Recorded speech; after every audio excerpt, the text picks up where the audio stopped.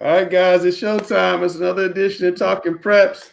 We want everybody to mask up so we can play some football this fall or winter or spring, whenever we're playing. What do you guys think? How's everybody doing? Doing great. Good. Countdown's on. Doing great. Chris just told me today that he gave up sun drop. You guys don't understand how big a deal that is for Chris to give up sun drop. He's like the official spokesperson of sun drop. That is a huge deal. It's been tough, but you know what? Drinking a lot of coffee in the morning, but I've dropped about 6 pounds. So hey, it's working. All right. Well, the backside of the bumper, we've got Q Tucker, the commissioner of the High School Athletic Association. We'll take off these masks. You can hear us. We'll catch you on the backside.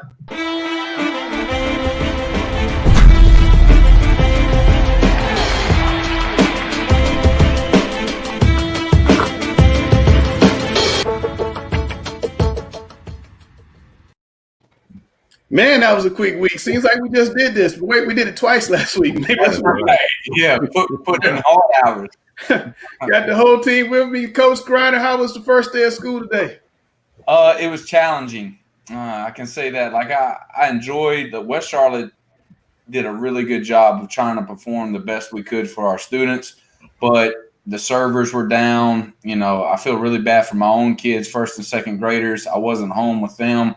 I sent them to their care facility today, and they were unable to get on, and they can't get emails. They're not old enough to kind of understand that. So they couldn't get on. So that was frustrating.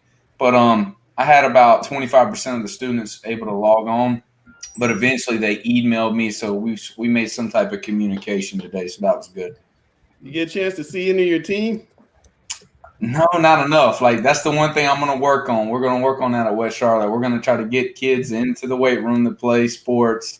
We're going to try to work that stuff out by next semester, hopefully. All right. Well, let's bring on Ms. Q Tucker. I'm sorry, I brought you in too quick.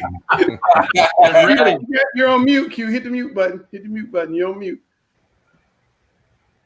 You see it down there at the bottom. There you go. There you go. Hello. Thank you. This is Q Tucker, the commissioner of the North Carolina High School Athletic Association, and probably one of the hardest working people in North Carolina over the past 4 weeks. What has your life been like over the last 4 weeks as you're coming up with this plan to put us in to delay the season to November? Well, it's been a lot of what we're doing right here tonight, and that is on Zoom calls, on conference calls, trying to meet with our board, with our executive committee, with the SMAC, our Sports Medicine Advisory Committee, just really trying to get a feel for where we are. I've talked with my contact with the Department of Health and Human Services. So just a lot of meetings in the best way we can, and that is through technology, and just trying to make some decisions that we hope will be in the best interest of all of our students and give everybody an opportunity to play. So it's been crazy.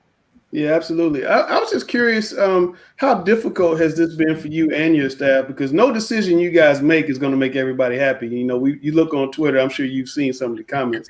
You can't win. So how difficult has this been for you? Well, it's difficult because I'm one of those people who likes to put a decision out there knowing that there will be a small segment who may not like what you have put out, but who at least will be open to trying to see the side of the association. But in this situation, not only are we dealing with the administration, meaning the superintendent's office, but you're also dealing with then the principal's office, the athletic directors, you're dealing with the student athletes, and then just the parents and general public. So you have a lot of different entities who are looking at the decisions, and people tend to look at a decision with tunnel vision.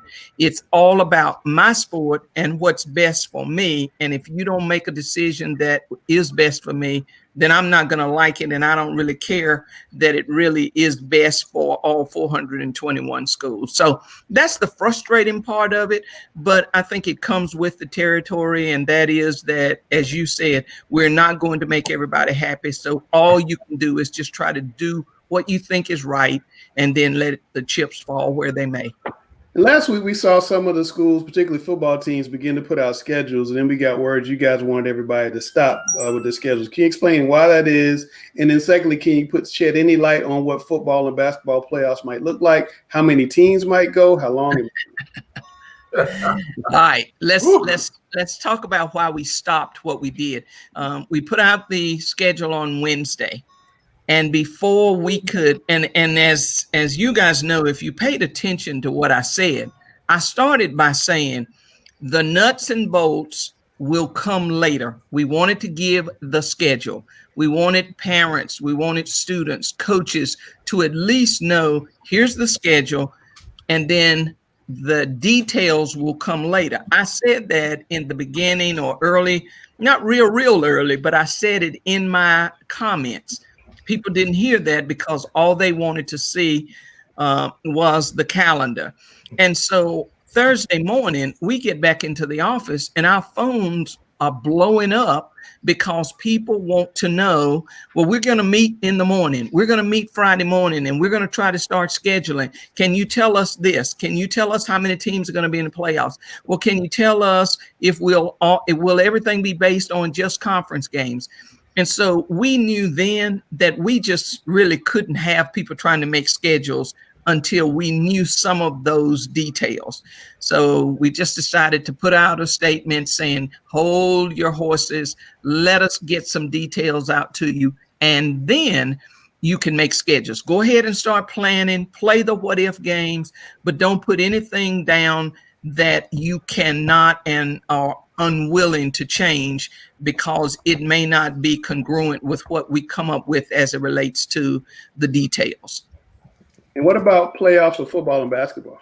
We don't really know, and that's part of what we'll be doing over the next few days as a staff. We're trying to put together just an outline of the topical areas that we know we need to address, and it has to do with number of teams in the playoffs. Well, how will you get teams into the playoffs? Is it going to be based on playing only conference games? Will we look at trying to come up with a winning percentage of the total games you play? Because we recognize that not every conference will be able to play all of their conference games, because we do have a few conferences that the number of teams in that conference are such that they cannot play them all based on the numbers that we've said you will play to determine your regular season. So what we're going to do then is put down some of those topical areas. We just sent out word to our ad hoc committee, and we're going to meet with them in the coming days. And then there are about 32 folks. We're going to try to divide up into groups, and we're going to try to tackle those things that need to be dealt with first and foremost. And some of that has to do with how many teams would we get into the playoff, particularly for the team sports. Then we have to address, how do you get into your individual sports? What do you do for cross country even? Because a lot of times we didn't have a set number to get into your regionals. Well, will we even have regionals? How do we want to do that? What about your individual sports of tennis? What about wrestling?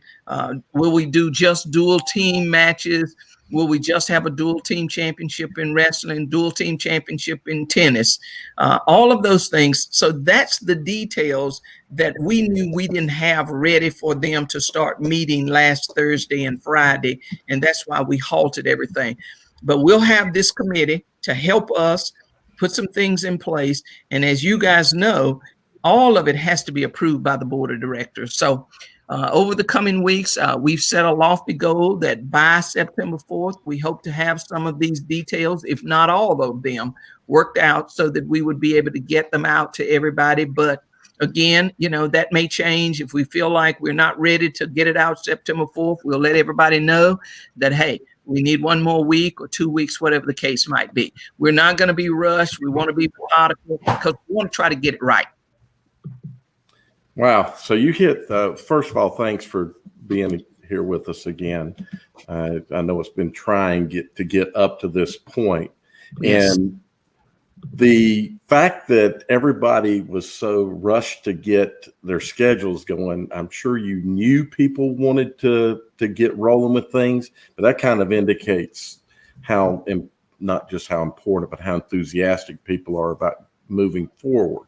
Right. You kind of answered, I think, my first question, but do want to raise it and see if there's any other points you can add. When it comes to scheduling, and when we look at football, which is the big money maker, and if we can assume that there's going to be some avenue for making money, will there be any consideration on that scheduling as far as who can make it into the playoffs, being the number of conference wins, et cetera? Will there be any point allowed so that some teams can schedule the non-conference games that may be big money winners?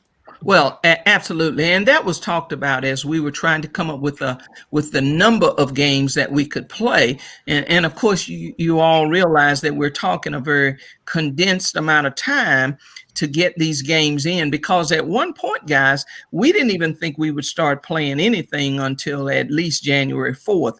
But then we thought we maybe could cheat a little bit. And that's why we went ahead and tried to put something out there in November.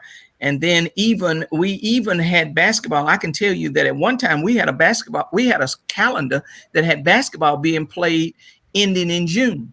But then obviously the executive committee and a SMAC looked at that, and then we finally were able to get that to the board, and they tweaked it some. And then when we talked to the ad hoc committee, we did make some changes. So we understand that if we are at a point when we start football on February 8th, I would like to believe that we will have a vaccine and that we will be at a point where the governor of North Carolina and the health team have said, well, we'll be able to have spectators in the stands, and here's the way you can have them in, meaning there's a percentage of attendance, or maybe we'll be at a point where it can be all of the capacity. We don't know that. But if we can't do that, then yes, we want to try to consider a way that some of those money games, as we call them, can be played. Those rivalry games can be played. Now, how do we do that? Again, I don't know. That's that old saying, the devil is in the details. And we certainly will have to try to look at that to try to figure out how to make that happen. But it is obviously on the table, and it will be something that we will consider and try to see if we can figure out how to make that happen. Yeah, I think we recognize that's going to be a big task for you. Yes. As we look at sports that can play, there are a number of sports that are individual sports or no contact.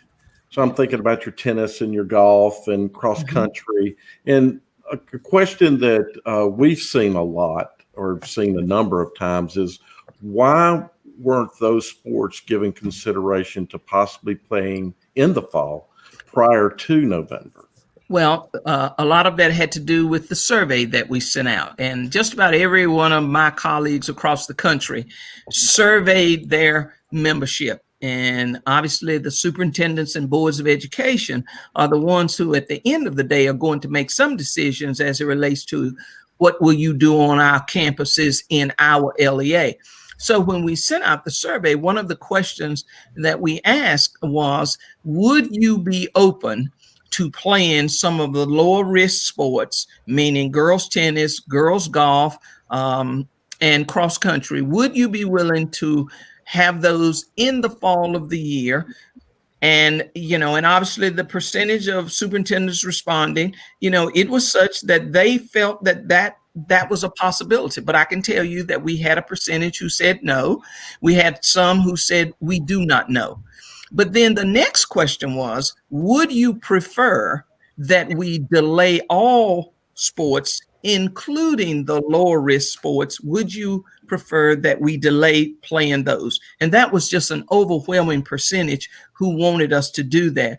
And especially when you consider, guys, that the governor paused us in phase 2, so we couldn't start even September 1. So that factored into what we knew we could do or it would be difficult to do. And, when you start looking at cross country, you're talking a lot of students who run cross country, and those students have to be transported. Well, how do you get them there under the guidelines that our school people are having to deal with as it relates how many people can be on a bus? And so it's my understanding that you're looking at about a max of 24 students on a bus. Well, you take an activity bus, some of them have way more than 24 students to get on an activity bus to go to a cross-country meet. And we know what happens when you start looking at a sport like football and you're trying to transport. So transportation also factored into that. So that's the primary reason that we just simply just said, okay, knowing that there's been a pause of phase 2, knowing that our superintendents have said by and large they would prefer that we delayed, we just simply made the decision to do that. Good evening, Q. Good to see you here tonight. At 1A schools, the football kids and the basketball kids are often the same kid. Might the NCHSAA waive the 8-day practice rule for those athletes playing basketball before they're allowed to play football, or do those days reset and you have to go through the same conditioning periods again? Well, that's a question, Chris, that we'll have to get some guidance from our Sports Medicine Advisory Committee. That's a health and safety requirement. And obviously, when you think about it, it's very important that those days are in there when we start August 1, because you're dealing with heat and humidity. So do we have some wiggle room in February, which is still in the winter, to be able to make some allowances? But again, that's going to be the call of the Sports Medicine Advisory Committee. And we certainly, as a staff and as a board of directors, I can tell you that's not a call we want to make, because we don't want to have some student out there who has not done anything at all during the fall, is not playing basketball, and then he falls out there on February 8th, and we have waived the conditioning standards in such a fashion that a student like that could run into some complications. We don't want to take those chances. So like I said, we'll err on the side of safety, and we'll get that guidance from the SMAC. And I've already reached out to them to try to see what we can do.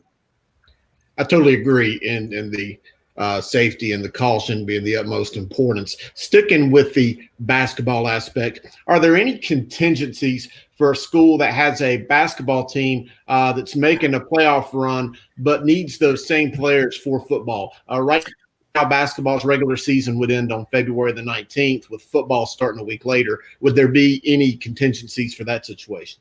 Well, again, that's where we will get the help from the Sports Medicine Advisory Committee. But that's kind of like it's a turnabout. It's fair play sometime, isn't it?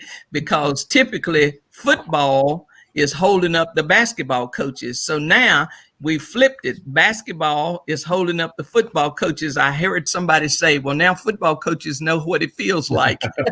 But you're right. We do recognize that there will be some basketball teams that make those deep runs.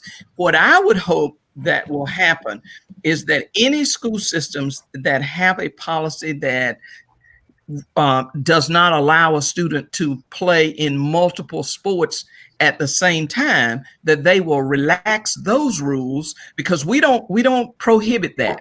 As you guys know, we have soccer players who also come over and kick on the football team. So you can be on two different teams during the same season. That's not a problem for us. It typically is a problem sometimes for coaches and athletic departments. So they'll have to look at those policies.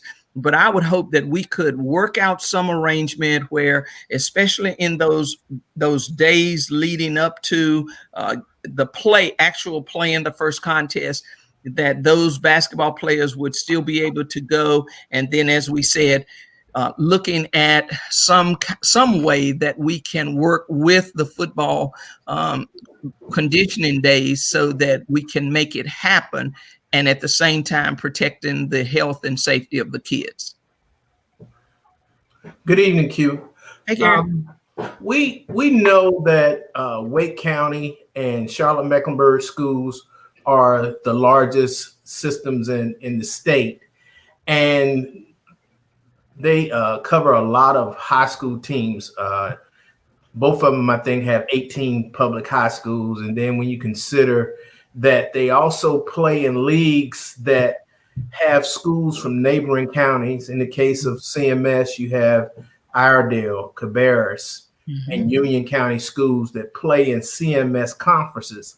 How much weight does the state give to Wake and CMS, considering that those two schools never started workouts and seem to be the most conservative in their approach to playing sports? How much weight did you give to those two school systems? Well, obviously, as we have said, we certainly can't determine what the superintendents and boards of education are going to allow in their school system. So we have to respect that they are going to govern their school system as they believe appropriately and as they feel is in the best interest of their students. Now, we also feel, though, that athletics plays a major role in every school system's program. We talk about that. We want to enhance what's happening in the educational realm. But we obviously we considered that, but it did not make the difference in terms of what we decided to do as it relates to, let's go back even as far as June 15, when we lifted the dead period. We knew at that time that Wake County was not going to allow its students to begin summer workouts.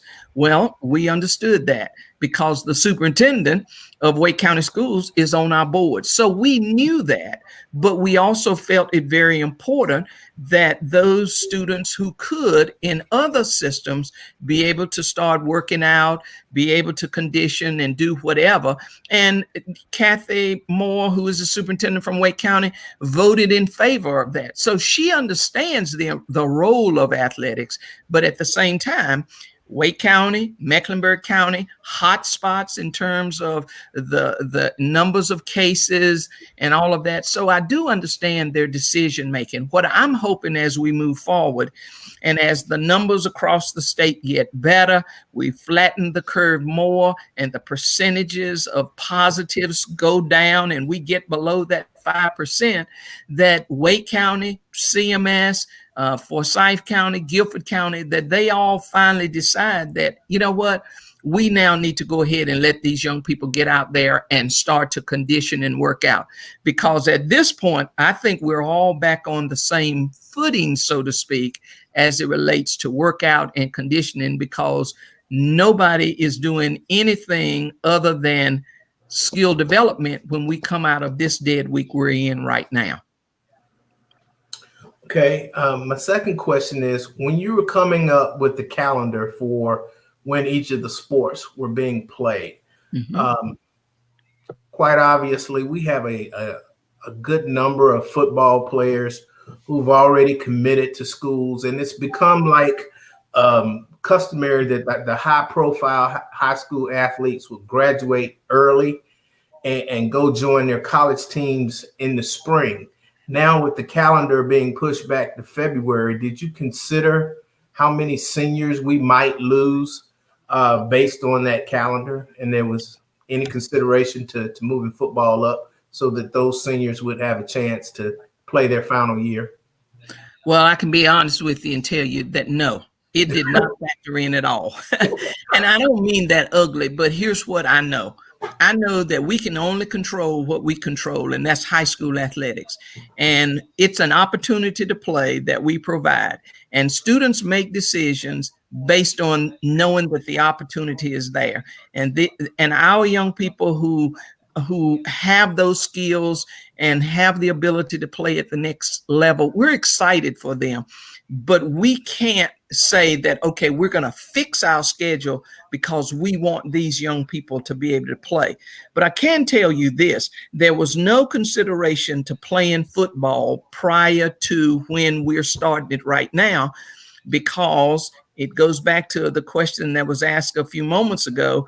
It has to do with, if football is important enough that we wanted to have some spectators in the stands, then we need to move it as deeply into the year as we can, which gives us a chance to have spectators. And therefore, in even our sports medicine advisory committee did not believe that we could start football prior to where we have it right now. We even talked about going in January, but then we know that in the mountains, they may have a lot of snow in January, and that's why we slid it even into February. But, we'll be saddened if those young people do not stay around and play in the spring, in second semester. But at the same time, we'll celebrate the fact that they have that skill set and that they are able to move to the next level and play, and we will wish them well. Okay. What considerations went into the decision to cancel indoor track this year? Well, there are several things to look at. Number one, and I know people don't like to hear me say this, but indoor track is supposed to be played indoors. Now, one of the things that we've done down through the years is allowed these polar bear meets. And so, a lot of people say, well, all it is just a glorified winter track program. Now, that's not why we canceled it. What we looked at was we want everybody who plays a sport to have the opportunity to play their sport. So if they're a high jumper, they have that opportunity because we'll still have outdoor track. If they throw the discus, if they, are a shot putter, if they are a sprinter, if they're a distance runner, outdoor track still provides that. The major difference in indoor track is the 55 meters and the 55-meter hurdles. And the reason you have those indoors is because your straightaway is only so long.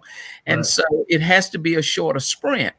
So as we looked at it, we said, all right, we know that opportunity is there in the spring for outdoor track. And then in consultation with the folks where we hold our state meets and where many of our young people or our coaches go to actually have indoor track and it be truly indoor track, there was concern that we don't think we will be able to hold indoor meets and then meet the guidelines of social distancing and provide the best experience. There was a concern. That wasn't the overriding factor, but it had to be considered. And we know that indoor track does typically start in November and ends usually early February. Well, if we were going to do an indoor sport like indoor track, then we were going to have some major issues trying to contest it indoors because we won't have a vaccine in November, and we understand that. And so there are really no ways to modify it indoors so that we can have some of the safety requirements in place based on the information that we've received from the state. So it just became a matter of we hate to do it, but it is the only thing we can do, and just hope that people will understand that, we're trying to do it for the safety of everybody. And if you guys have ever been to an indoor track meet, it's pretty tough. I mean, everybody is going to the same bathrooms, even your spectators, your athletes are all using the same bathrooms. The entrance is very narrow. It's really just, it's tough. And so, again, we hope everybody will at least finally get to a point where they can accept that this is the way this is going to be. Thank you. Q, I could take you back to it's either 91 or 92. And my coach said, Chris, you need to go run indoor track during the off season because you're not playing a winter sport. And I was never so shocked in my life thinking they were going to put us on a bus and take us somewhere to realize we're practicing outside in the winter. And boy, you want to talk about blowing my mind. But anyway, I digressed there. That was just to be funny. I just had an AD who texted me during this and wanted me to bring this question up in regards to the football season. And just to make sure I look at it, any exceptions that would be made in regards to games being canceled, because we know that there could be extreme winter weather even in February and possibly into the March months. Right now, I think it's set to where football could only play a maximum of one game a week. But if there was to be weather and it pushed a game and they couldn't make it up on Saturday, would it be allowed to play a Monday, Saturday, or a Monday, Friday game for weather purposes? Absolutely. That's the way our rules read now for football during the fall of the year. It's one game a week, but we always understand that if something is postponed, then that's when we allow then the makeup to occur, typically on a Monday night, and then they turn around and play again on a Friday night. So absolutely, that would still be in place. Good evening, Commissioner Tucker. And just like Chris said, I think we all have a great story about a polar bear meet. We were outside, and it's a little too cold for, I think, us to be outside, even in North Carolina. You're right. But I hope we can get to a point where nothing is done outdoors. If we ever get an indoor facility in the East, then we're going to do away with polar bear meets altogether. I completely understand 100%. To switch the conversation just a little bit, we have, with our new schedule, a lot of sports that are going to be compacted, and we understand the determination to do so. Is there any consideration or any conversation that's been started about a potential referee shortage? And so far with these preliminary talks, have you heard of any referees potentially opting out? Well, we've had a few referees who have retired. Now, I don't know necessarily that it was COVID-19 that caused them to retire. I think they were thinking about it, and then COVID just kind of was the final nudge, and they said, the time, if there's ever a good time, perhaps this is it. So we have lost a few along the lines as it relates to retirement and the fact that they were already thinking about it. We do recognize that we had a shortage of officials going into COVID. We still will have that as we get closer to playing.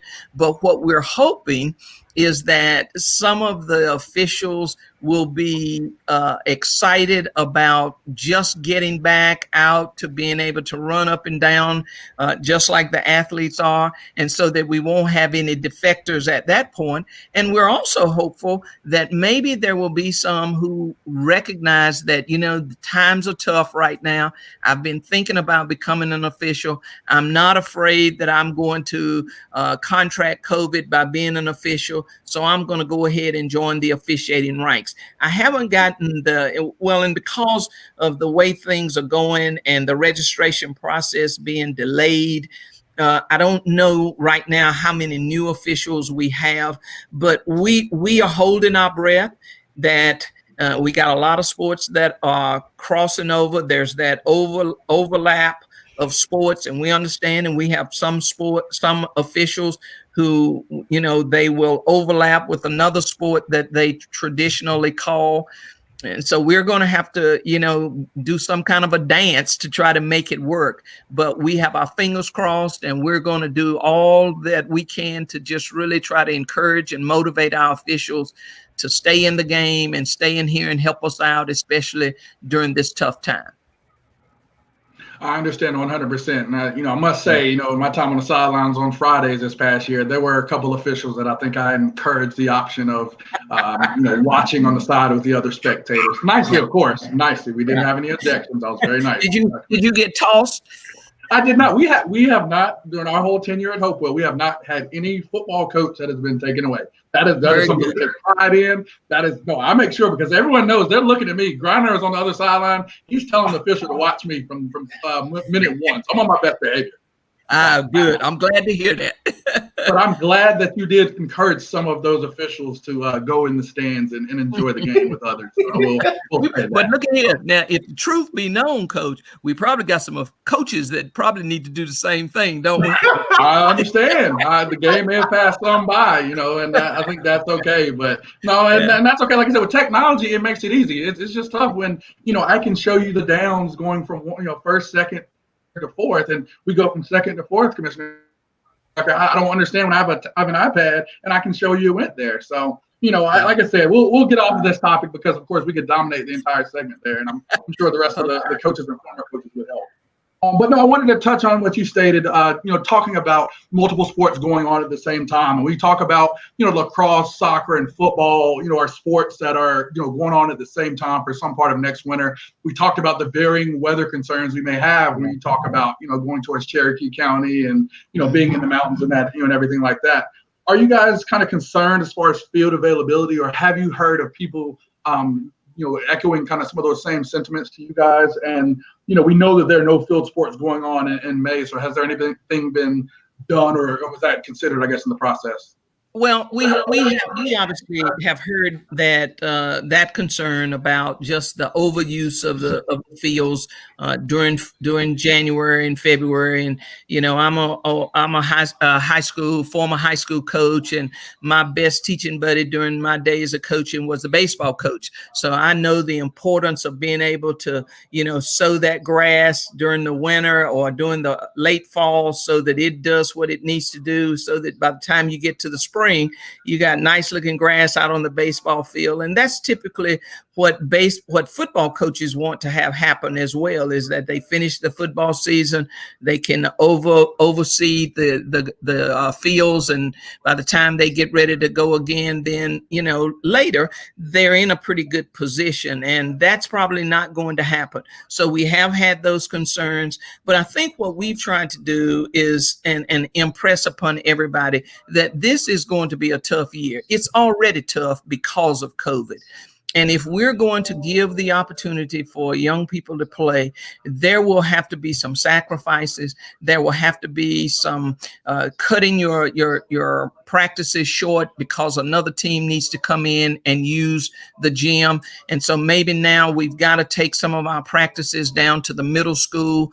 Maybe the elementary school has a field that we've got to be able to use. So I think we're hopeful that school systems will use every available field that they have, regardless of whether it's at the high school level. But if it's in the system, if it's a part of their feeder program, that those will become available for them to use, and that we can just kind of make it work, because it's really about the best we can do. And one of the things that when we had that ad hoc committee, we moved sports around. It was almost like we were playing, Chinese checkers, where you would, you'd move a sport, and then an AD would say, well, no, we can't do that, because look at how many teams that would be that we're trying to transport at one time, and we just wouldn't have the bus capability.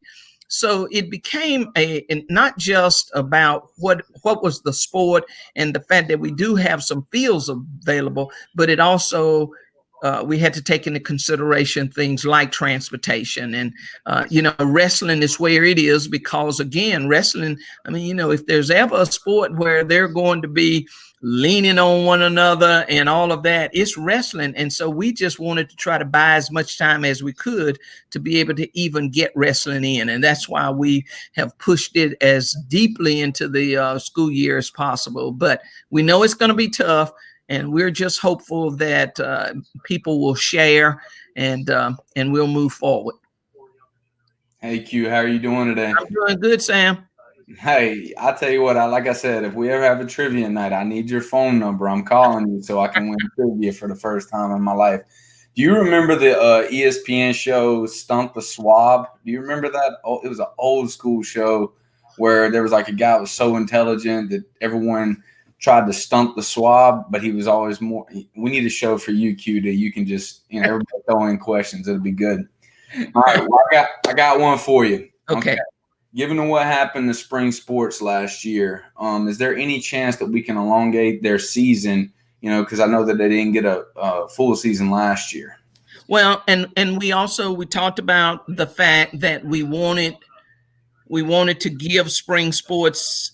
We wanted to make sure that they had an opportunity to play. And we talked about, well, let's give them as many games as we could. But if we're going to be as equitable as we could, we felt like we ought to try to keep the seasons about the same. We understand all of that from the standpoint of their seasons were canceled and all of that. But, if we had given baseball and softball and all of them 23 games, then it meant that you had to have a longer period of time in order to be able to get those in. Well, then that meant that in the window of time, then we would have had to put those other sports, there just wouldn't have been able to even give them a season, really. And so we just kind of nixed that idea pretty quickly. Yeah, I think that, the spring sports had the best opportunity to play this year going into it. So I think you did a great job there. As a football coach, I'm curious what your plans might be for the spring when the spring season ends. Do you think we'll change the fall with the start time or anything of that nature, or the quick turnaround? Well, Sam, and that was one of the things that we talked to the Sports Medicine Advisory Committee, because I can tell you at one time we even talked about, well, if we just take everything and put it after Christmas, then we know we can't play football in the last quadrant, because that would put it too close to August 1. Because, you know, we're going to beat COVID, and we're hoping that August 1, everything's back the way it's supposed to be. Well, the Sports Medicine Committee said, you know, no, we really need to have it a little bit of turnaround time. So that's why we slid it where it is. Here's what I think will happen, Sam. I think August 1 will still be our go-to date.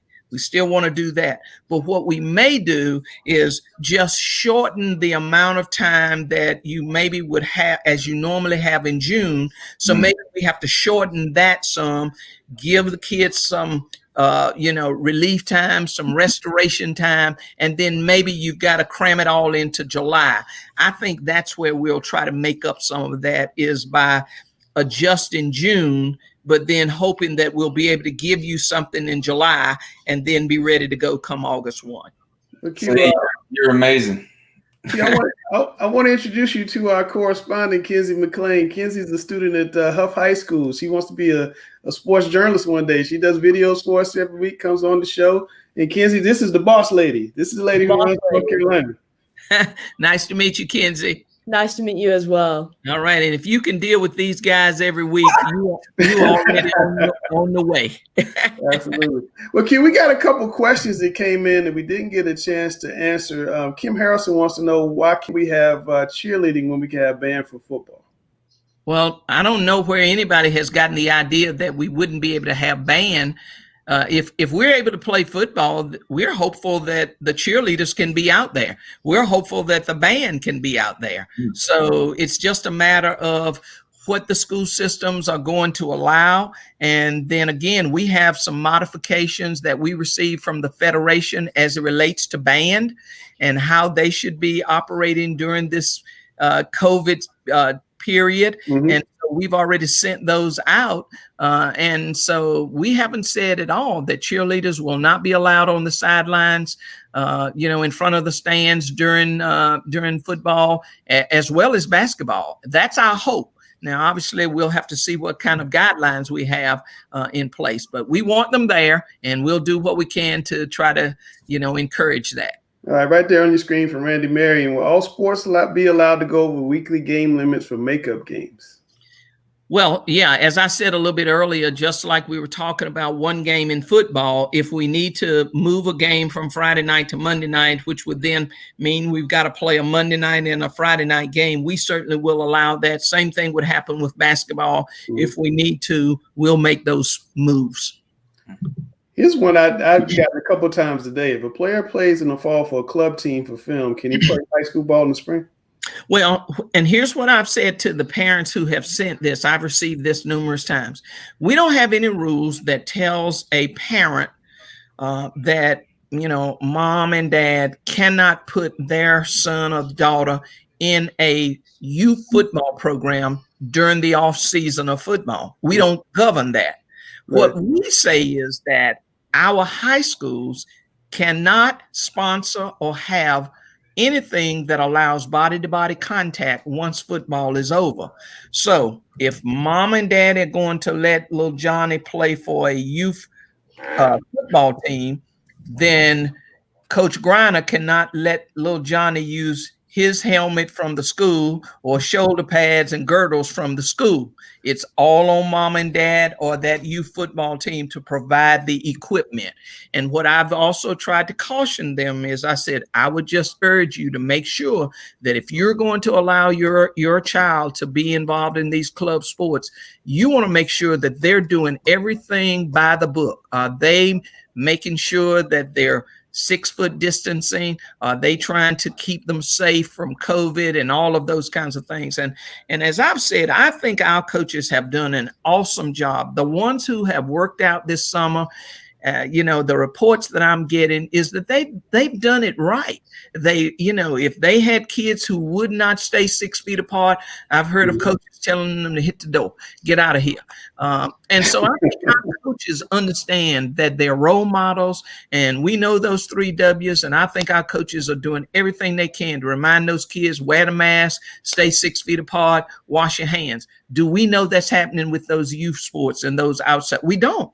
Yeah. And so that's the part that worries me and scares me about those outside clubs. A couple more, Q. I mean, one thing we've been hearing a lot, and you touched on this during your press conference a little bit, about a kid playing 2 sports during the same time. Can you touch on that a little bit?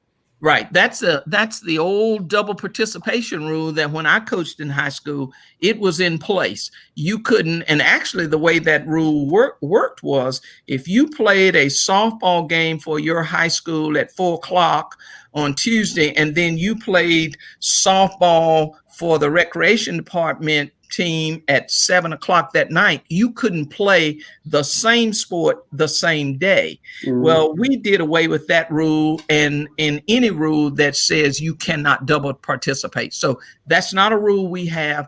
And I'm hopeful that our coaches will work together and try to work schedules so that, a kid can do both. Maybe somebody's got to have a 6 a.m. practice so that the kid can then practice in the afternoon, or there's a game in the afternoon, but they had that early morning practice. So that's not a problem for the NCHSAA. All right. A lot of coaches, and I've heard this too, a lot of coaches in baseball and wrestling are saying they won't play deep into June, which is past June 3rd, which is graduation. How are they going to be able to get all their games in? Is this something you guys have heard or begun to try to deal with? Well, I hadn't heard that they wouldn't play after graduation. We've already run that up the flagpole to play deep into June. That's not a problem, because right now, when we play softball and baseball, we have a lot of seniors who've already graduated. So that protocol has already been set. Okay. Last question. Everybody's want to know about JVs. What can you tell us about junior varsity? Well, we didn't specifically say that you can or you can't have JV. I think it's kind of like that question about the officials. Well, we have some parents who say, you know what, I'm not letting my child play. So maybe we won't have the numbers to have JV like we've had it in the past. Mm-hmm. But if there are enough students, we say go for it. All right. Well, Ms. Tucker, I appreciate your time. Thanks for coming on with us. Hopefully we'll get you on sometime down the road and get you back on again. Well, maybe when you invite me back, I'll have more of those details and I'll be able to tell you what's really going on. Yes, ma'am. Thank you very much. Thank you. You were very helpful tonight. Thank you, Q. Take care. Thank you all. All right. There's Q Tucker, Kenzie. That's the boss lady. Boss lady.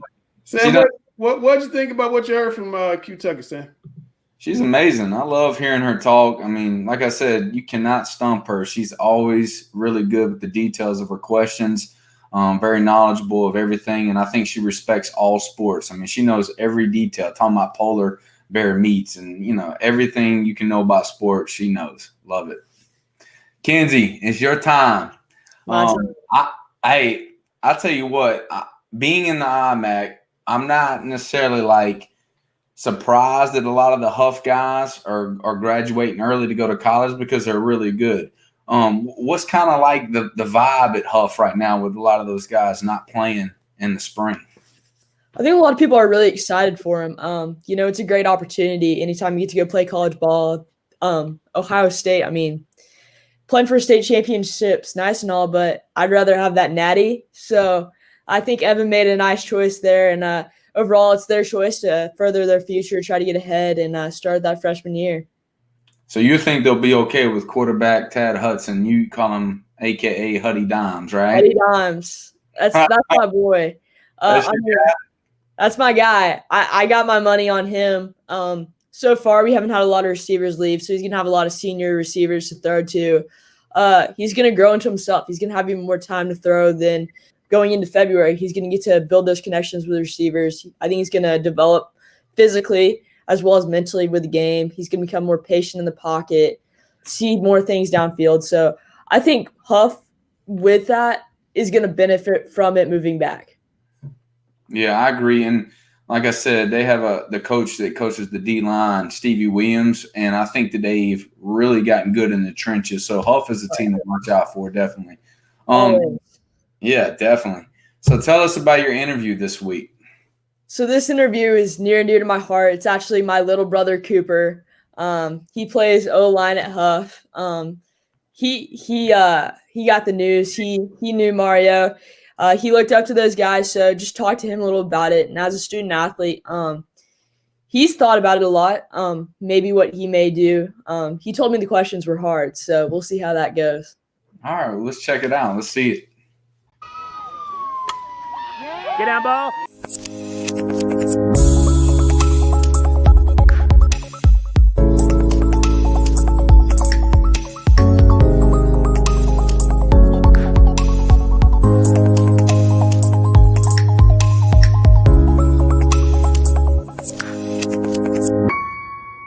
Today we're here with Cooper McLean. Cooper plays football at Huff High School. Cooper, this is your first time not playing football in the fall since you were like 6 years old. Tell us a little about that. It's kind of rough. I mean, it's a big change up for I think everybody around, but we're all adapting, and I think we're all ready to play this spring. It's gonna be hard on a lot of seniors leaving and not being able to finish it out, due to college. But I think they'll have fun in college.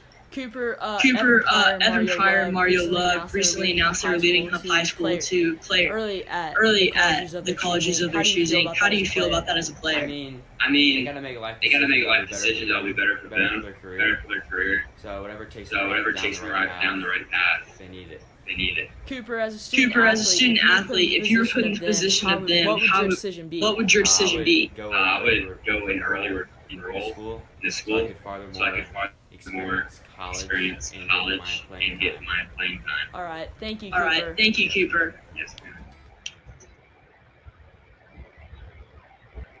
ma'am. That's a nice house you're doing the interview at.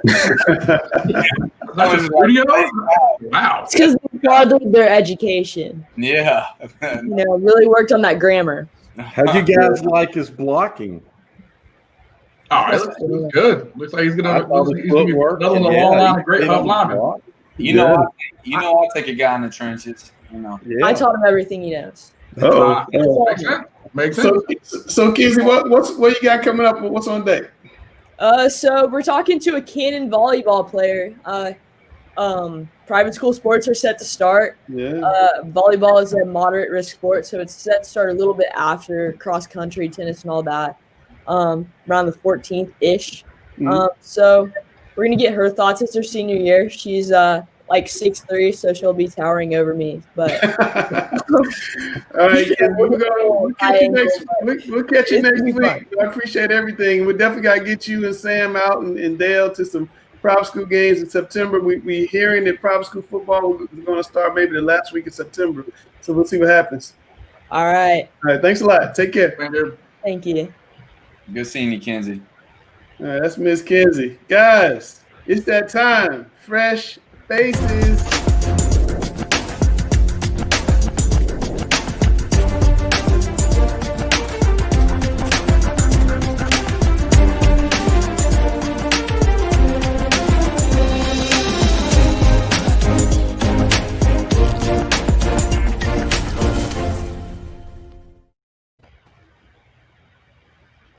Man, I like that intro right there. The intro is top notch.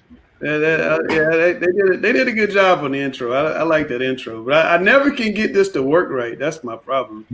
It's the hardest one to get. I can see something. There we go. All right, Gary Richmond, Matt Dean, Mooresville. Tell us about it.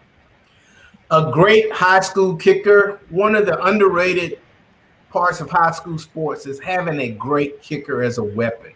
And this guy's a weapon. He can put it out of the end zone on the kickoff. All you have to do is get to the 30 on offense. And you can ask a defensive-minded coach like Sam Griner what kind of weapon it is to know that your defense is going to come out and make the other team have to go 80 yards because your kicker got a touchback. Definitely. It's an awesome weapon to be able to just, as an offensive coach, to know all you have to do is get to the 30. Or something that Grier probably doesn't care about, But us old coaches look at is field position, swapping the end of flipping the field is what us old coaches used to call it. You're pinned down, you got a guy who can bang it out of there, and all of a sudden field position flips. So he's that kind of a guy at Mooresville that changes strategy just by his leg. Mooresville just had a really good kicker. That's not fair. They get another one. Rifle kid was I think, like I said, he was one of the best kickers. That's not fair. He's solid though. That's me excited to see, man. Like I told you, that was the only game this past year with Rifle where I was intimidated by a kicker, where he's literally because they're encroaching on our space. The 50 is sacred zone, so I had to watch that. All right, Sam, your turn. We got a guy from up in Cleveland County, Crest, Eli Hall. Eli Hall. So you're talking about a 6'4", 250 defensive end. Now, I like what he's doing right here, what he's doing to stand up. A lot of people don't understand, but you gain a half a step in your rush when you're able to get the 2-point stance. So get to the end zone, big fella. Look at him. Look at him run. They put him at running back a little bit later on. Got some speed, yeah. A little bit, but you're talking about a guy that's got a South Carolina offer, Auburn offer. I think that, Muschamp's got a really good chance of getting this guy. He really wants him. I mean, just look at him. He's really good at getting his hips to hands. Now, when I say hips to hands, that means he explodes through his hips and he brings his hands with it with his thumbs up. And I think that's very important as a defense or offensive lineman, and he does that really, really well. So being able to go speed to power, that's why he's able to knock those offensive linemen off their block pretty easily and send them backward. Is it me or does Sam talk about two college football coaches like 99% more than everybody else? Is it just me? No, I'm telling you, he's not just you. I'm telling you. Grandpa and Muschamp must pay you or something. No, Pruitt's number 3. The funny thing is, my dad went to Clemson. I'm a Clemson fan. Let me get that clear. Oh well, we know that. Yeah. So you can't like them both like that. There we go. Get some of the running back stuff you're talking about, right? Here we go, a little running back action. Okay, I was about to kill it. Don't kill it. Let him get a little run in. Let him get. Uh-oh. And I like those green pants. Out the way. That's heavy. Looks like it's Burns right there. Ooh, that's heavy. I'm not tackling that young fella right there. I tell you what. All right, if I can make this work, we're going to stay in Cleveland County with Santana Hopper of Shelby, defending state champion. Man, how much talent there. 6'2", 6'3". It's crazy. It's absolutely crazy. This is Dale's guy. Yeah, big guy. I like the watching his highlights. I like to see a big guy play off the blocks the way this guy does. I'm not sure all the highlights that you have here, Langston, but he's getting around, I think, 65 tackles last year. I have to go back and look at his stats. He's got offers from State, Virginia Tech, and Georgia, and I think I saw Michigan. He's got over 12 offers right now. Look at those feet, fellas. Yeah, he's fast. He's just watch how he sheds his blocks. He's got a date for the homecoming dance with those feet. I know. I like this. Watch how he works down the line and boom. Full rush. Just does the bear. Just we gotta have a lineman every week on Fresh Faces. We gotta give love to the lineman. The trenches, baby. Woo, get off me. Ooh, boom. I wish he would have burst a little sooner there, though. He did a great job. Then he should have burst. Cleveland County's got it going on, boy. Where do they get all that talent up there? It's amazing. The water's different. Water coming off the mountain. And they're going for seven titles. They're going for 7 titles in 8 years or something like that. Not fair. It's moonshine country. That's probably corn-fed. That's what it is. All right, we got my man J.T. Smith of Providence Day, fellas. This guy is for real. I'm telling you. 23 kid, third on the team with over 500 yards total offense. Man, this is a guy that's going to go, man. And I think just watching this tape is just amazing how fluid he is as a freshman on this tape running the football. And then you see the top end speed here. He gets in front of you. I haven't seen anybody catch him when he gets in front of it, defender. I mean, I think you see it, he can do it in the backfield. Again, he wasn't a starter here. So you've got a guy like this in the backfield where that starter, Nico Fields, had over 1,000 yards. This is the second guy giving it to in a lot of these games. So he's another big guy. He's already got a Minnesota offer. PJ Fleck's seen enough of him that he likes him. Here's something simple, great blocking here, but he knows how to explode through the hole, which tough teaching a freshman running back. I'll tell you that straight up. Sam, what is the new coach Chad Grier Providence Day going to do with the Chargers? Win. Everybody in the private school better look out. That dude is a winner. I mean, any level he's done. He's been in that same league, and he's took Davis Day. Yeah, he took them to many championships. Ooh, and look at that route. They had to fold their program, but that's how good of a coach he is. He's amazing. And having a talent like this for 3 more years is going to be pretty special. Did I tell you there was a slight chance when we made that state championship run, there was a chance that he was not going to coach. And the one place he was considering to be the offense coordinator at was Harding. He was going to come over there with me. What? Yeah, But you don't throw the ball, Sam. You don't exactly. You always say that, but that's untrue. It's so true. All right, guys. Hey, let me jump in here and talk some real football. Let's just get in here. Hey, Howell, go, Chris. Hey, you guys know Bill Cowher, the longtime coach of the Pittsburgh Steelers. He's a hard-nosed guy. This guy right here, Taylor Powell's a guy that could play for Bill Cowher. He is an old-school football player. I think he could play in the 60s, the 70s, the 80s. This young man, whether right there in the wing or playing linebacker for Coach Sam Mackey's High Brighton team, he is a monster.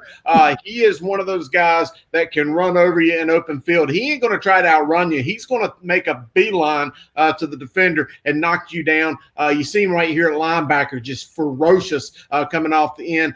There you see him right there against Ashe County making his read, and boom, he's going straight to the ball. What a football player. But on top of that, it's not just he's a great football player. He's phenomenal. He is a 4.0 student, a great work ethic. His quote in his senior class was how many seconds there are in a day and what are you going to do with those seconds to be successful. So he is not your typical football player. He is going to be an exceptional human being. I think that he's going to make this High Brighton team a state championship contender. I don't know that he's necessarily ACC kind of talent. He may end up at a Catawba College or Lenore-Ryan, but it doesn't matter. He's the kind of guy that they're going to be talking about in barbershops in Lenore for a long time because he's just what you call a football player, and I can't wait to watch him this year in the winter, which I think, by the way, would be his time to shine. Man, the talent at High Brighton and the talent up in Cleveland County is just amazing. Year after year after year after year. Well, Chris, you know what time it is? Because I got these two guys on the bottom. I think they want to have their little discussion. So we're gonna play that theme music and get out of the way. 2-minute warning time.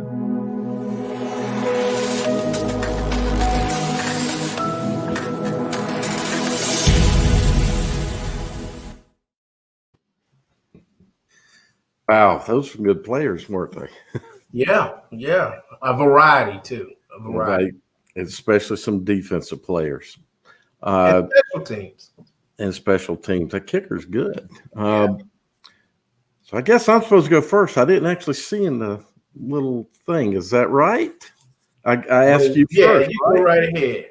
All right. So, Gary, with the virus, we've seen that some players have talked about not playing, and we're talking about college players not playing this upcoming season. So the question is going to become what's happening with scholarships. What do we think should happen with scholarships? Because we got players being recruited in, and what are the schools going to be able to do to address that? What are your thoughts? Well, it depends on the level of school, the kind of money that their athletic department can make. First of all, I think the kid, if he opts out, he should still be able to get that free education, the free room and board, meals, that type of thing. But come the next season, you have a whole new class of recruits coming in. And if they were anticipating this player who opted out to leave, now you're talking about doubling up on scholarships. And that's kind of hard on an athletic program. I know most college coaches are not in favor of doubling up. They want to get one class in and out and keep it moving. So I think that the athlete should have the right to finish his free education or her free education. but then, they have to compete for their spot in the program the next year if they're going to be a senior. All right. So one of the things is that scholarships are annual. Exactly. They're not 4-year scholarships. Remember when I was in high school and you heard about it, you always thought, this is a 4-year deal, but it's an annual thing. So I agree that a student athlete that opts out that particular season or this school year, that should be covered. But when you come up to the next round, even though the NCAA may expand and allow more players on the team, really coaches really only want that maybe for some depth or something. But like you say, they want to rotate people in and out, and that next season, they may have a player that's coming up that actually they feel is going to be better than the player that's there that opted out. And, hey, this kid may actually move in front of him. So I think what may happen, if anything like that happens, is that they will look at that annual renewal and see, well, are we going to renew your scholarship next season? It would be great if the NCHSAA will do that. I think most of the major universities can afford to have a student own. But, I believe, like you, educate them this year, let them cover that. When it comes to next season, it's a new ball game. Exactly. Well, Dale, last Monday, we had already began speculating, okay, who is not going to play among the big conferences. And it came out on Tuesday that the Pac-12 and the Big Ten were going to wait until spring. What do you think is going to happen with the other major 3 conferences, the ACC, the SEC, and the Big 12? Will they play? And if so, will they make it through the end of the season? So the ACC and the SEC are like bulls. I think we get the message from them. They're playing. And I don't know it's going to cause them to not play, but I think they're going, straight out and playing. And since the Big 12 has not said anything, I think we're seeing 3 conferences that are just going to go forward and try to play. Will they be able to finish the season is a real good question. We know that vaccines are not going to factor into this. It just doesn't look like that's possible unless somebody's stupid and wants to take a Russian vaccine. So I don't know. That's hard to say because they might turn into a bear or something. It's hard to say whether they're going to be able to finish because we don't really know what's happening. And I think it's going to have a lot to depend on how they can control the viruses. And we're already seeing clusters pop. UNC saw a number of clusters this last week. And so how are they going to react to that? Because it's going to happen. And that means those guys are going to be on campus and they're going to go to a party or they're going to do something. You can't put them in a bubble and keep them in a bubble. So they're going to the virus is going to spread and it's probably going to infect fairly quickly. So my guess would be that we'll be lucky to get a quarter of the season in. Well, my thinking is the Pac-12 and the Big Ten overreacted too soon.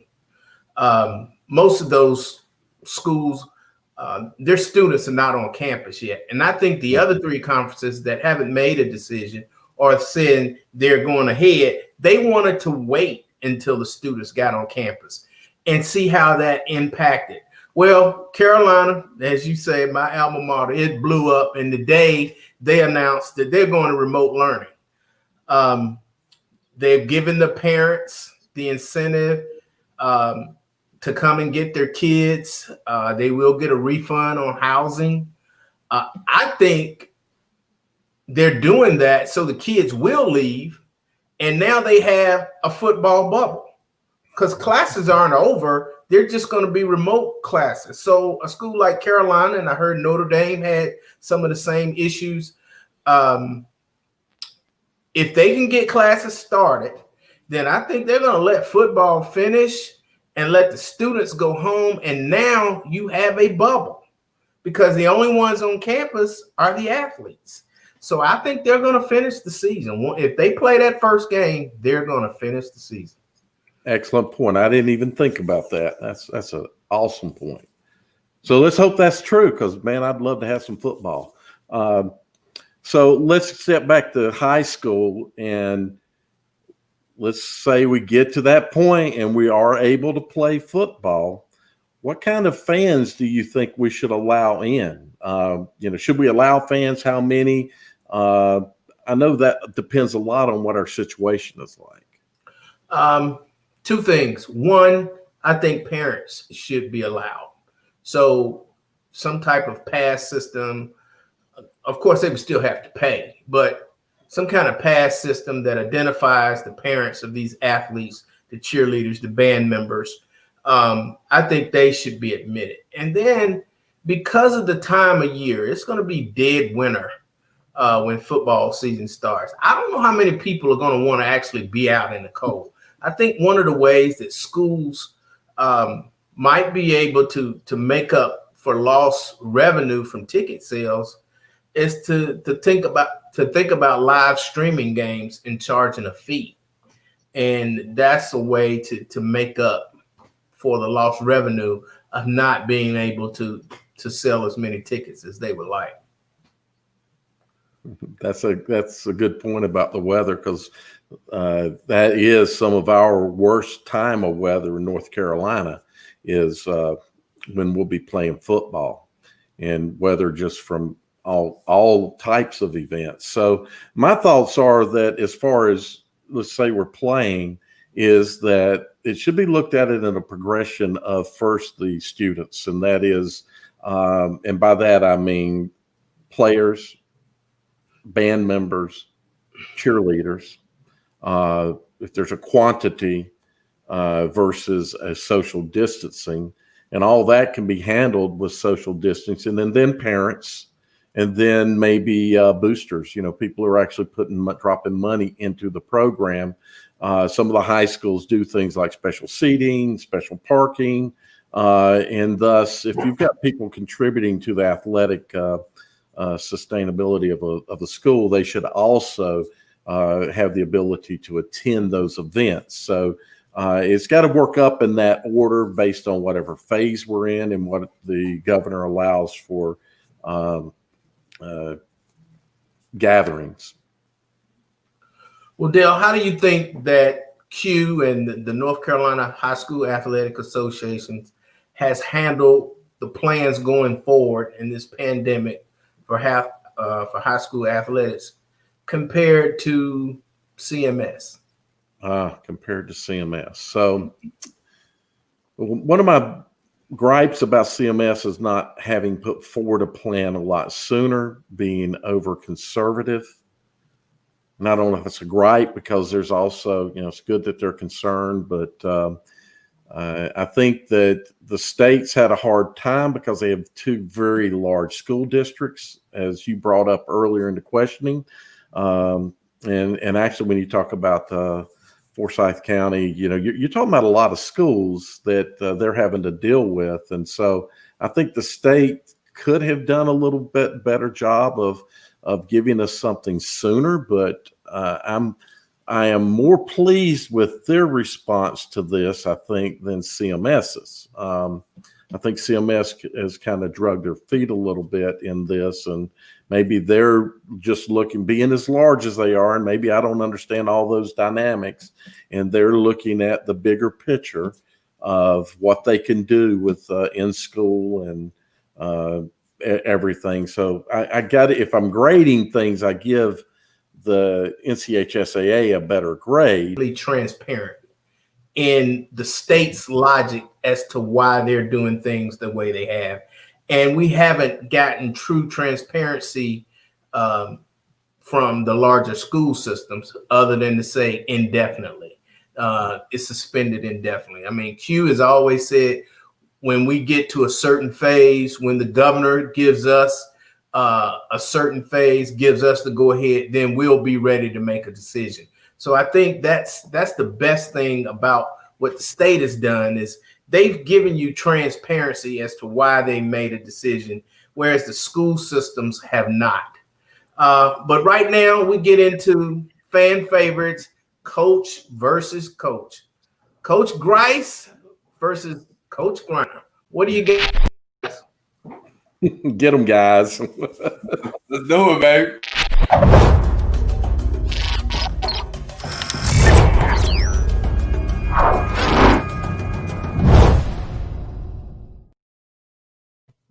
It's that time, man. You know, Grant, I don't know, you know, one of the things we can agree on, I don't know, like, when we're going. They keep moving us around, throwing us in the front, the back, and having to check the schedule every week, man. So looks like we're ending the show up a little bit. But let's go ahead and get it going.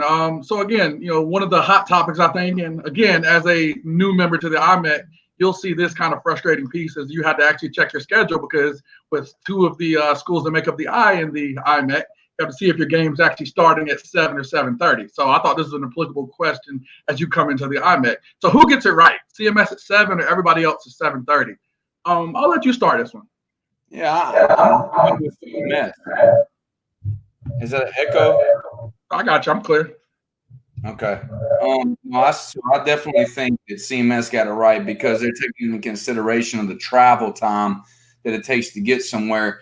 That means coming back home. No CMS buses are like necessarily at the same school. We have to take it to a destination. So that's more time where maybe coaches don't get home to their families. They don't get to tuck in their girls to bed. I know it's going to be a late night, but 7 o'clock is just perfect. 7:30, football games go a long time. You're not getting home till after midnight because there's so many other things you have to do as a coach. So I think 7 o'clock is perfect. It's enough time for people to get off of work, to get to a game, gather a little bit of dinner, and then head over to a football game. 7:30, the only great thing about that is it starts in the dark. We're closer to the dark. All right. That's about the only thing that's positive under the lights. But other than that, 7 o'clock, CMS gets it right again. I think you made my argument for me. And you're going to see it this year. Imagine going up, 485, 77, 85 at 5 o'clock or at 445, trying to get up there and battling all that traffic just to play a game at 7. It's no point. We're rushing the kids. A lot of times, trying to get the buses, like you said, there's a lot of stress there. I don't want to stress coach who's already underpaid and not getting a lot of love. Do we have to worry about rushing to get the school bus to the appropriate destination? At night, the buses get preferential treatment. The games we go to every year that are 7:30, they're done right. We get to the school, we have adequate time to warm up and prepare.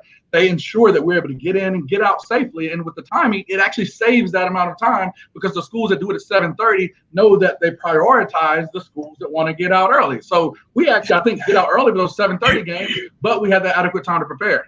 You made my argument for me. You said the coaches, they don't get paid enough. So you're going to ask them to work 30 minutes longer is what you're saying. Just, I know it's just 30 minutes, but 30 minutes, it's still, you're working longer if you start later. Talking about rushing. I want that 30 minutes of preparation. That's that 30 minutes that I didn't have to do. I didn't have to stay up. I get that preparation. We get to get out and warm up, and my kids are actually healthy, stretching, ready to go. I'm telling you, the game at Mooresville at 7:30 is much better than any other situation, any other place. Like, those 7:30 games are fun.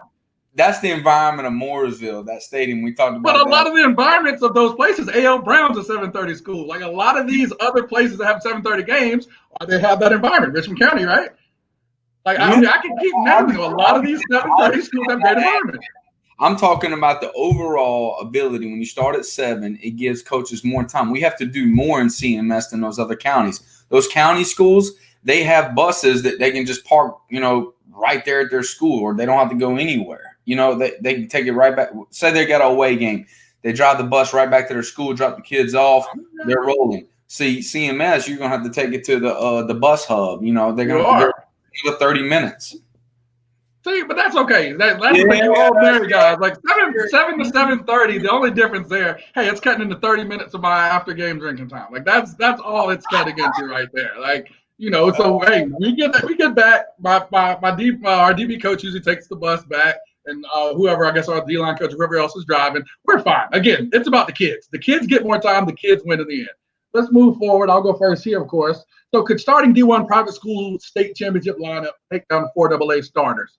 So what was it? I think it was 2015. You had Charlotte Christian playing against Malik Creek Memorial Stadium. I was there. Watch that game. we saw pretty much what this question is saying, that they were right there lockstep with them. That 2015 Mallard Creek team that won the state championship is one of the best teams that we've ever seen around here. Well, I won't say ever, of course, but in the last probably 7 to 8 years. I mean, that was a really good team, and they almost got beat by Christian. I think that private schools nowadays are better than Christian was back then, and I think you're starting to see these schools that aren't as big as the Mallard Creek team was, because you have all these kids going places. You got a guy like you, like you're at a West Charlotte taking kids. Kids are more spread out here. So yes, a private school with the talent they have nowadays, facing some of these other teams that they're playing that maybe, like I said, the kids are spread out and they're a little more watered down, they can take them down in the right opportunity. That's, to me, it's point blank, it's serious. You know, I don't know.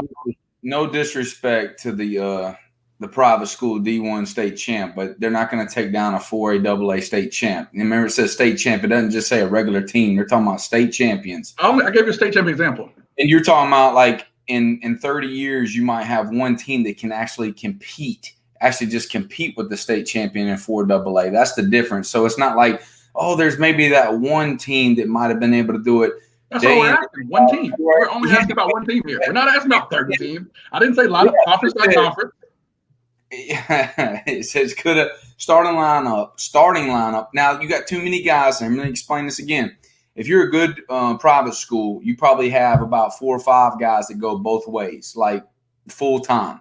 You go against a 4A AA state champion. A lot of times they might have 1 or 2 guys. And really, they don't even have to use them full time. But you're talking about offensive lineman, defensive lineman having to play both ways. It wouldn't go well for them the longer the game went. So I mean, it's really not a fair. We have each other on each other's schedule. We're the last game of the year. Of course we do. Answer that question real quick. I apologize. But I'm not saying that they're not better than. No, I'm just saying. Yeah, I think the person's talking about us. But no, I think to get back to the point though, we're talking about the best. And again, you're talking about.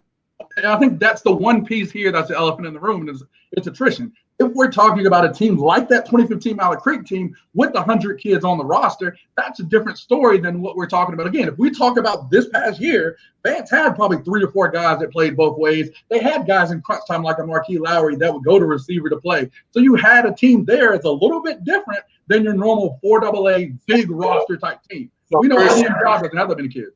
Christian could have beat Vance last year is what you're saying.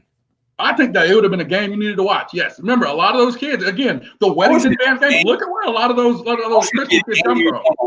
Of course it'd be a game you want to watch. It's just a different level of people flying around. You're talking about, like, it's a small college. This 4AA team, it's like a small college. They look really, they're seasoned. You're not talking about 180-pound offensive lineman. You're talking about big boys, 250. I mean, even when you get into 4A, when that Scotland County offensive line, that's unbelievable. We got some boys too, but again, let's move it forward. Better coaching job last year. Your boy, Hickory Ridge, Jupiter Wilson, or Olympics Brandon Thompson. I'll let you go first, man. Tough decision here. No disrespect to my man Jupiter Wilson. Nothing whatsoever. I prepped them a little bit. I was like, there's a chance I might have to talk about this.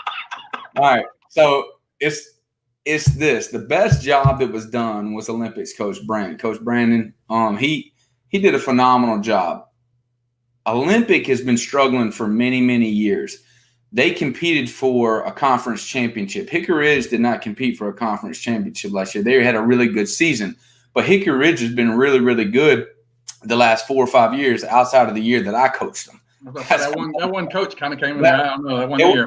And our season got cut short. I was 5-4. People try to say we were 5-6. I was 5-4. I'm not counting on 2 games that I don't. Oh, you're not counting Myers Park. You'd have beat Myers Park. Yeah, we know. So people were really that year, 1-0 versus them. Don't try me like that. I said Myers Park. I never said Puerto Ridge.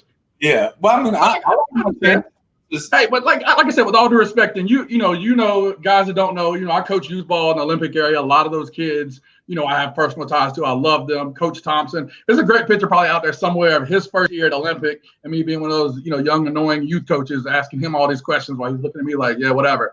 I love that guy. He's a great guy. He's going to be fantastic. But Jupiter Wilson, the coach of the year of that Southwestern Conference, did the better coaching job last year. That Olympic O-line had 3 or 4 D1 guys. I could have gotten 5 yards. You could have scored a touchdown there. I'm just telling you, 100%. So why couldn't they do it the year before then? Why couldn't they do it the year before? Those same guys still played for them last year. Or 2 years ago. I mean, we had situations too. Like again, why couldn't? Well, the difference between you and Jupiter, I don't know what that is. I don't think it's coaching. You are good. You're a great coach too, but things happen with guys. Jupiter is the perfect coach for Hickory Ridge. All right. Now, if I agree, yeah, it's not talent. It's coaching. Who's a better coach for a certain school? I would say Jupiter Wilson fits that school perfectly. He's going to provide everything that they need, and he's going to be disciplined enough for everything that they would be successful. So he's a no-nonsense kind of guy, and works perfect now. Now, he's phenomenal. The last piece about that. The best job last year, Brandon Thompson. It was but the last point you pointed out, you pointed out about that, like you talked about culture. Brandon was the JV coach. He coached all of those kids all the way up until varsity. Of course, he's gonna be a great guy for those kids because he's been there their whole time. Jupiter Wilson took a program almost as far as they've ever been with a tougher schedule and showed that they belong in the elite of the Southwestern 4A. Olympic in that conference, again, they should be there with the kids they have. One more thing. So I've heard that little JV team's been good for 2 years, then the varsity. Like, I'm no disrespect to Independence, but Independence did that same thing. They're like, they were almost going to win the conference championship in JV, and then it doesn't make their varsity team win a conference championship. So, like, you can't. I agree with your point there. That is one thing I do agree with you there. Sorry, hold on. Tell Langston, hold on with this. We'll get there in a second. We're still on this topic. I think that's a great point, though, where you talk about the JV to varsity. I'm normally right there with you. But I think in this situation where you bring that JV guy, and a lot of those JV boys are 290, 300-pound buffet busters, like that's a little different than that. You're talking about just a team that won a JV team, conference. That's a little different there, right? So we can agree on something very little, but we can agree. Buffet busters. That's a new term. That's a Coach Gracism right there. Buffet busters. Those guys up front, we can't eat there no more, but hey.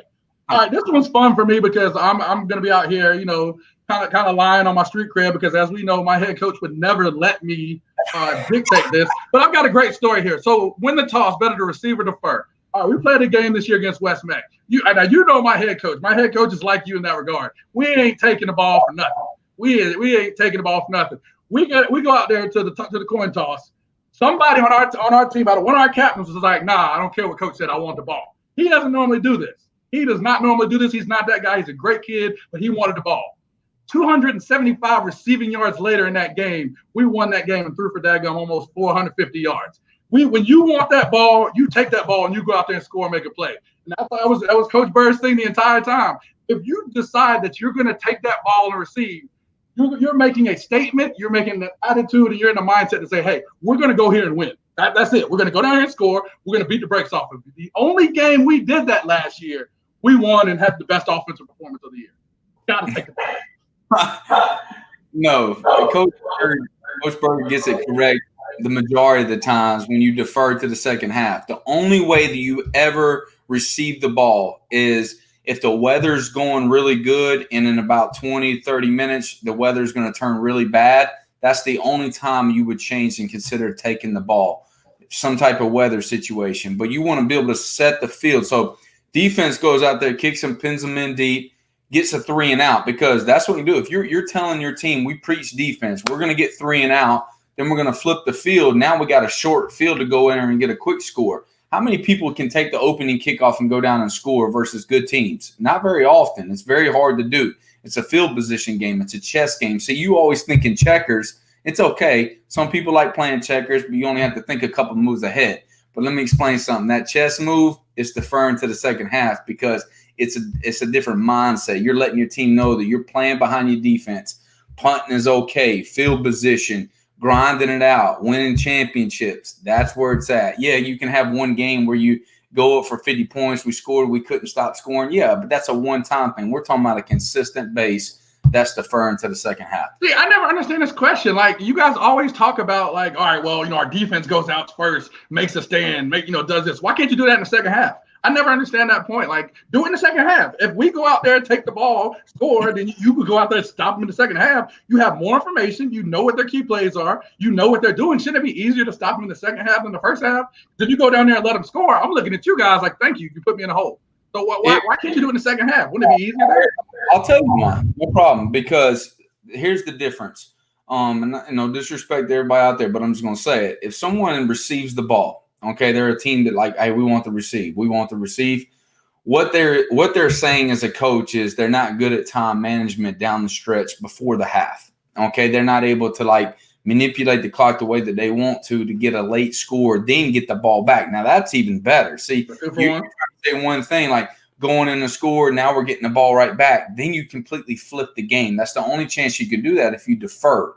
You see what I'm saying? You can't do that if you receive. You can't do that. So what's your argument there? We don't care about time management. That's you. That's a you thing.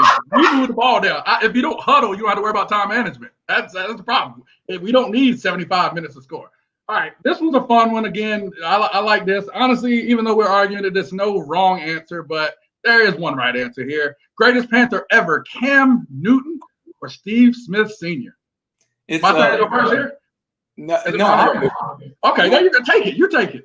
I'll take it right here. It's Steve Smith. Steve Smith's the greatest Panther ever because he came in, he started it off early on in his career, and he played for 13 years, had over 1,200 yards, 7,000 yard seasons. Look at him. All right, hold on. I'm getting my stats right. All right. He took his opening kickoff to the house. The first time he ever stepped on the field, the first play, he took it to the crib. That's the only game that they won that year. Okay, I think it was like the inaugural year. Is that correct? Yeah, all these sad years. I got you. As Gruden would say, that dude is Freddy Cougar. All right, he's what everybody dreams to be. He got that little man syndrome. He's got the little man syndrome. I like my height. I don't want to be a short guy. Again, like that's the thing. I don't want to be a short guy. He's like, okay, he had no pressure. He was like, what round was he? Fourth round? Pressure? What round was he? Fourth round. Cam Newton was drafted in one of the most prolific draft class ever, the 2011 class. Got guys like Richard Sherman, Von Miller, J.J. Watt. That is one of the biggest draft class ever. He was brought in to be the savior of the franchise. He put the team on his back, and it was one of the most prolific quarterbacks. He won an MVP. Steve Smith had one of those? All those 1,000-yard years? Does he have one of those? How many receivers win MVP? Is it even close? Offensive Player of the Year. Like, is it even close? We're not ending this question yet because is it even close? I mean, again, for me, Cam Newton put the city on his back. Cam Newton on the field and off the field. While Steve Smith went back to his home out of Matthews, Cam stayed downtown. He gave stuff to the homeless. He was consistently doing things for the city. This was Cam City. Great off and again, we talk about all the negative stuff, the behavior. Hey, we didn't have Cam punching teammates. We didn't have Cam going out here and acting crazy. It's a mentality. We didn't have that. Yes. It's a mentality. No, it's a standard of conduct. Cam was one of the most. He was under our biggest microscope, and it was a situation where it's like, hey, I'm going to operate, and I'm going to be at least on the field as good as I can be. And you guys gave Steve Smith too many passes for bad behavior. Give me a fire-breathing dragon, okay?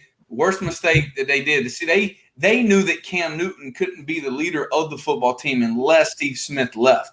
That's how important Steve Smith is to that's why he went to Baltimore. And guess what he did in Baltimore? He daggone dominated again.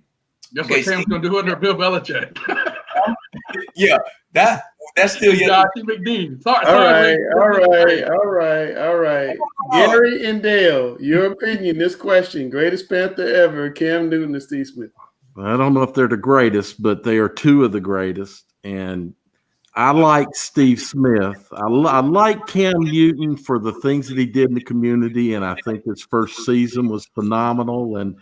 But I think as a leader, and you talk about leadership. A lot of leaders like to talk about leading by example. And one of my down points about Cam was he would drop his head sometimes. Now, he was dropping his head about his own performance, but that translates to the other players, whether you want it to or not. Steve Smith was a fiery player, phenomenal play. Exactly. Phenomenal player on the field. It's hard to pick between those two because Steve Smith also did great things in the community here. Let me say one thing before Gary goes, okay? So I could pick two other guys before Cam Newton on the greatest Panthers of all time. Julius Peppers was a little bit better than Cam Newton. Then you can even talk about maybe even Luke Kuechly because he won didn't he win two defensive MVPs? He won a rookie and a defensive MVP. Okay, that's what I say. He's won two awards. So if you ever said if the question said this, you would be correct, Grice. If the question said this, who had the best season ever as a Carolina Panther? Then guess what? You would have it correct with Cam Newton because he had one season that was phenomenal. That Rookie of the Year. He did win Rookie of the Year as well. Like I said, he had one season where he had a phenomenal. No, he had a good season, not a phenomenal season. So the MVP and the rookie, those weren't two great Who had a better career? Steve Smith. Go ahead, Gary. Tell him. Steve Smith, because football is about attitude. Yes. Steve Smith brought attitude. You see how he would get the defensive corners committing penalties because he was blocking so hard. Everybody's shorter than 6'4" on this thing. That's the problem. That's the problem. Y'all are short. That is the problem. I'm 6'4", 260. I got the ball running straight ahead. You can have all the attitude and whatever you want. You better bring me down 25 pounds. How many ankles did Cam Newton bite? He doesn't need to break ankles. He's 260. No, bite. Wrestle. Oh, yeah. What? He's going to run you up. Steve would fight all the time. Hey, I'm coming down. I ain't coming down. I was about to say Buster. I'm coming down. But that's it. Like y'all, I keep forgetting. That's the problem. Y'all aren't 6'4". I'm sorry. Steve Smith's great. If I was top 10, Steve Smith would be my favorite too.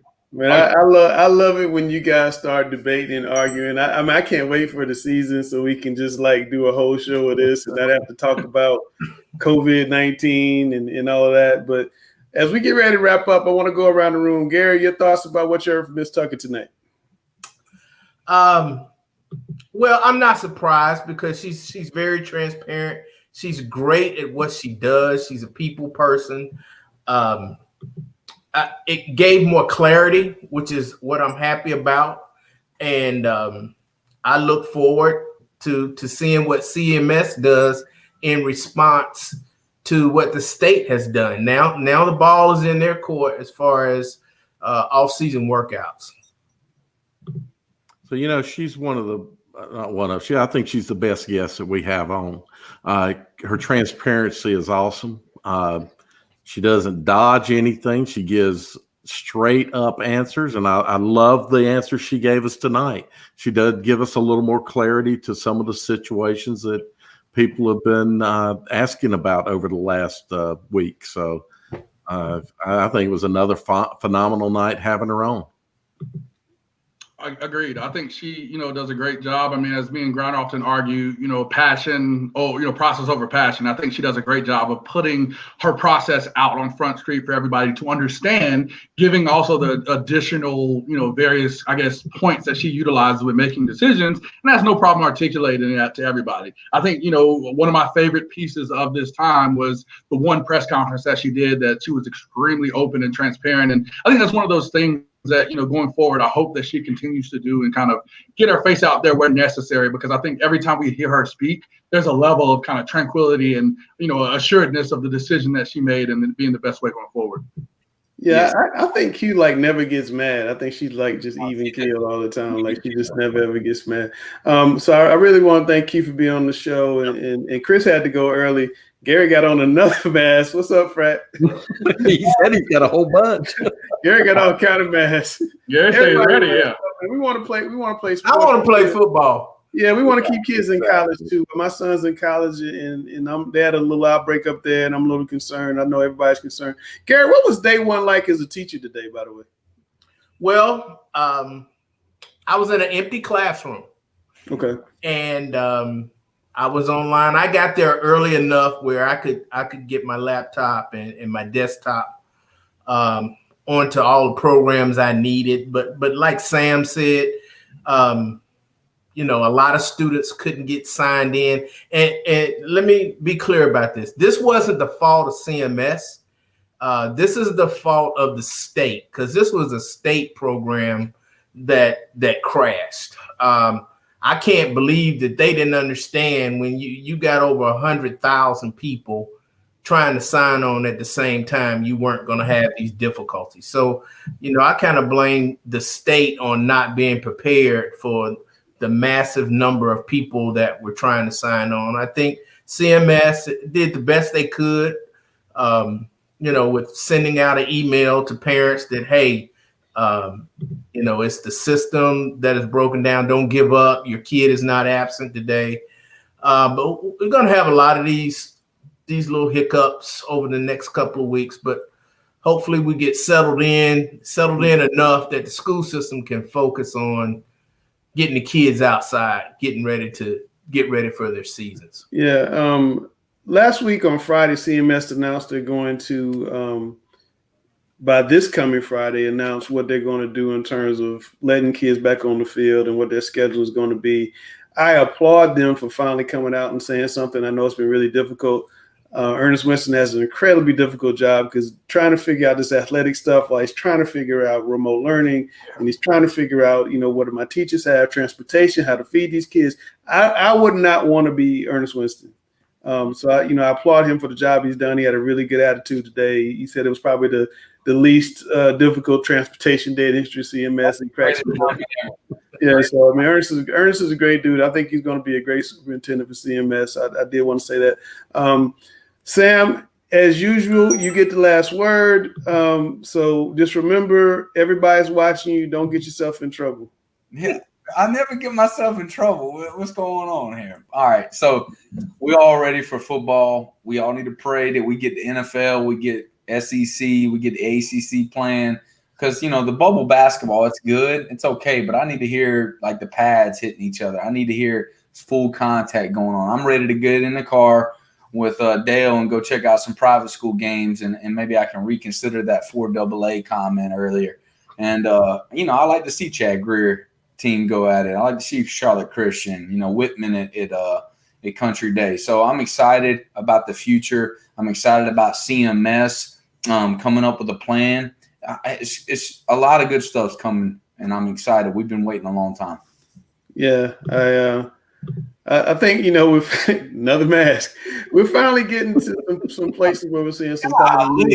Q talked about the getting to the 5% level, and hopefully we get there and we'll see some positive news. One thing you guys out there always talk about is the media is so negative. We're just really reporting what's going on. If the positivity rates were low, we'd say that. If they're high, we say that. It's just we have to report what's going on. We're not the bad guys. I don't want people not to play sports. It does not behoove me for people not to play sports. I don't really understand why Langston doesn't want us to play sports. Langston wants you to play sports. Trust me. I love sports. I love going out to games. I love writing about your children. Anyway, we'll see you next Monday. Hopefully we'll get a great guest. Sam, you're about due to get me a guest now. I've been hitting it for like 5 or 6 weeks. It's about your time, man. It's about your time. Ground guest. I need some type of incentive. I need Jesus. That's how to get in touch with me. You know how to get in touch with the guys. We'll talk to you next week. All hate mail directed at Sam Griner right there. Private school, all hate mail.